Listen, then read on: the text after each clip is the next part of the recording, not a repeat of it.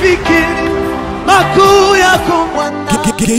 Geita na viunga vyake vyote. Sasa ni zamu ya shuhuda, ni shuhuda za matendo makuu aliyoyatenda Mungu. Baada ya kuvuka na kuvushwa tena mto unaopita katikati kabisa ya hema ya kinabii Nyankumbu tarehe 30 ya mwezi wa 3 2025, ni zamu yako. Nimetembea uliza nilikuwa ninatoka damu mfululizo baada ya kutembea kwa uganga miaka 2 nilipovuka Jordani damu ikakata. Nilikaa miaka 5 kwenye ndoa bila kupata mtoto.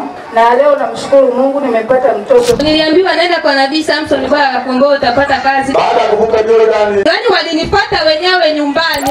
Baba, nabii atavusha kila mtu atakayefika pale hemani kuanzia saa 2 kamili asubuhi hadi saa 12 jioni ili kufika hema ya kinabii. Ukifika Nyankumbu soko la asubuhi, piga simu moja kwa moja 0743 50 43 61 au 0766 972722. Karibu katika hema ya kinabii. Wewe ni mchungaji